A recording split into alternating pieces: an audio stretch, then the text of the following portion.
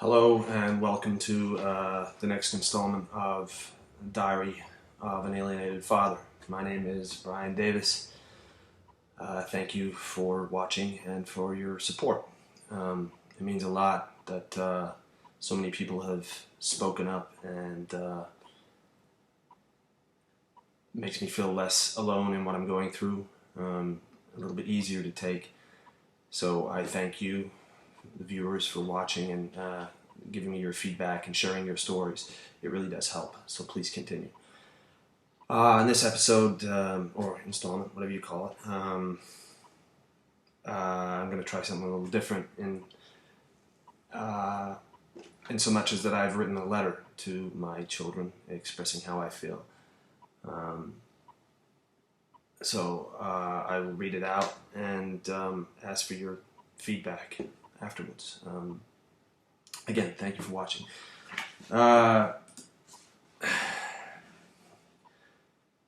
Dear Beck and Justin, I am so proud of both of you. You are very clever, talented, beautiful, and special children, and I am honored and privileged to be your father.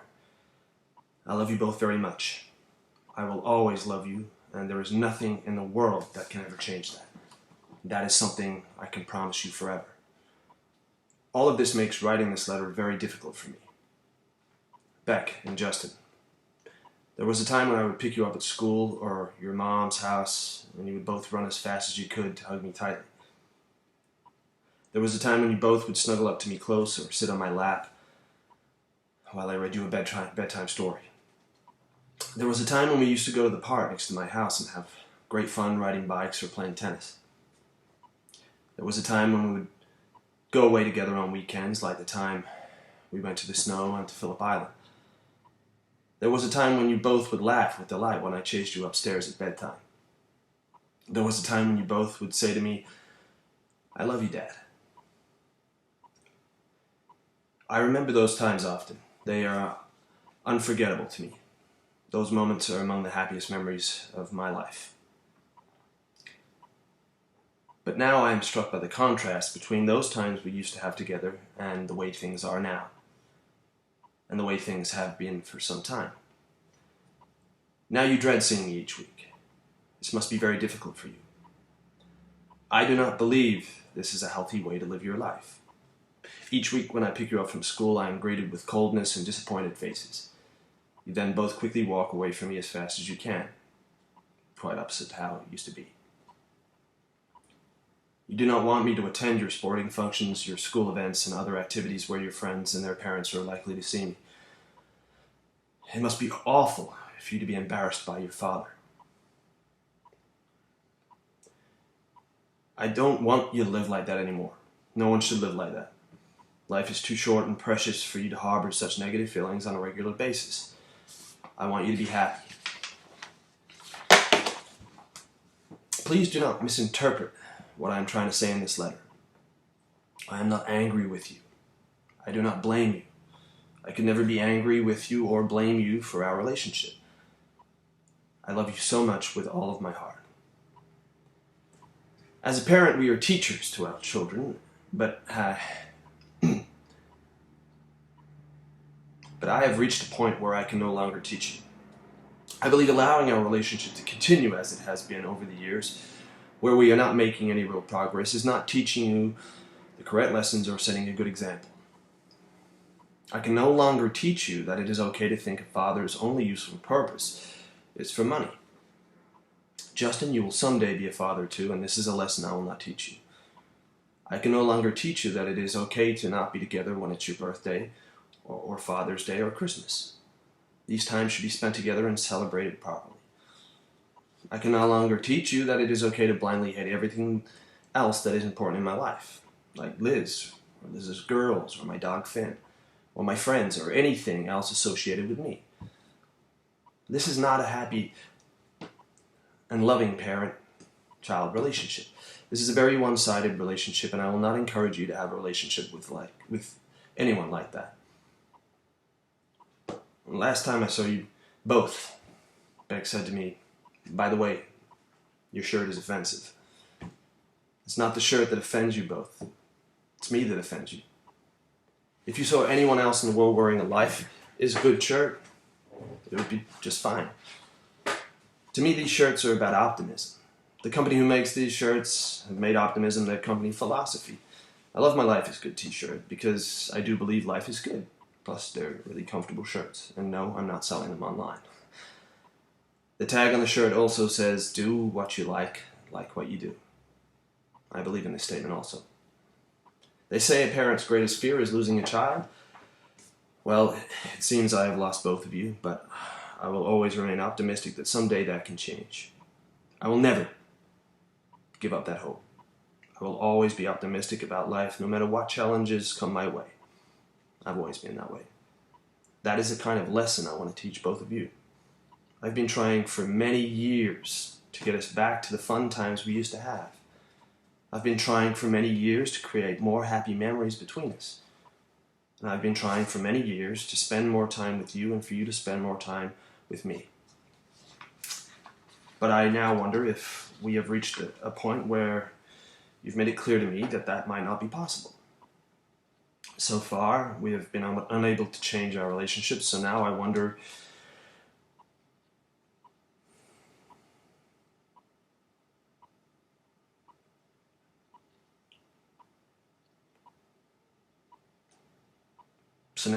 how it would be for you if we take a break from seeing each other. I hope it will not be a long break, but that'll ultimately be your decision. On our last phone call, Beck, for the first time in my life, you called me Brian instead of Dad. This clearly is another signal that you are alienated from me. I know that you've heard the word alienation before, and I know the word makes you uncomfortable. But the word alienation is not a bad word. Without putting any blame on anyone, without blaming you, without blaming me, and without blaming Mom, the simple fact and truth is that you are both alienated from me. And to be alienated from a parent is actually quite common in families with divorce. I have enclosed a video called "Welcome Back, Pluto," which discusses more about the word alienation and what it means. It might help you understand some of the feelings you've been experiencing. The video is intended for children to view, but I also encourage you to watch it with Mom so you can discuss some of the topics together. But I don't expect that you will watch the video. In fact, I completely expect you will dismiss it and simply throw the video in the trash. That is fine and that is your choice, but I will always encourage you to learn about alienation. The people who made this DVD are good people. They are good and kind people who have made it their life's work to try to help families like ours. Last week I watched a documentary film called "Stories We Tell" by Sarah Polley. The film is about families, family dramas, and the memories we create about our families. One of the quotes from the film stands out. It reads like this: "All of us, you, me, my dad, my siblings, my mother's friends, etc., have similar stories with large and small details that vary. I'm interested in the way we tell stories about our lives, about the fact that the truth about the past is often ephemeral and difficult to pin down. And many of our stories, when we don't take proper time to do research about our past, which is almost always the case, end up with shifts and fictions in them, mostly unintended." I love that quote.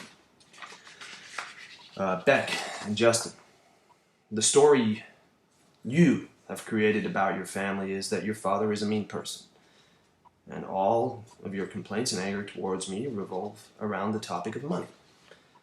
I hope someday when you are old enough that you challenge your story.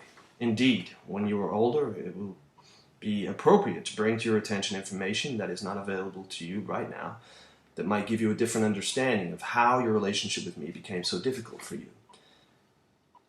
I will keep touch with you from time to time. I will always be available to you to talk and indeed be with you. However, for now, we stop our Thursdays together.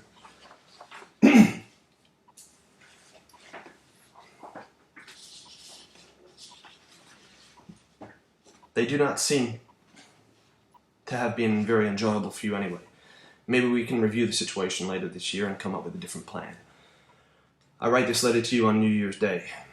The beginning of a new year seemed like an appropriate time to try and change things that have not worked the previous years. If you are ever ready to talk about this letter, or talk about alienation, or talk about how we can positively change our stuck relationship, please have your mom organize a time with me. She can drop you off at my house where we can calmly watch the video together and calmly discuss all of this in person. My greatest wish is to someday receive a call from you saying, "Dad, we would like to see you and spend time with you." That is my hope for the new year. I will love you both forever. Dad.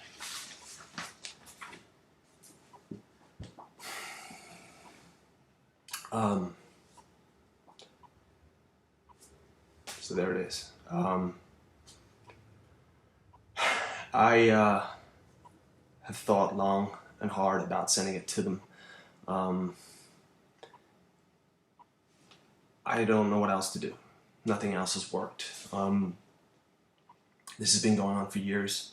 A lot of people might find it strange that I've written this letter. I don't. I want to communicate with them. I don't know what else to do.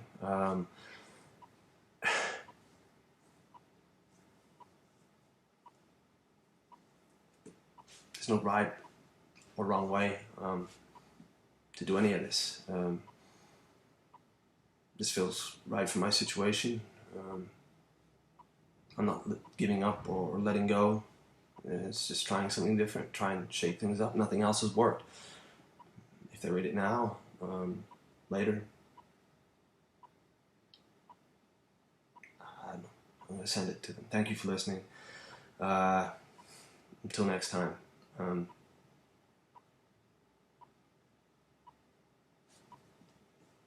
Bye.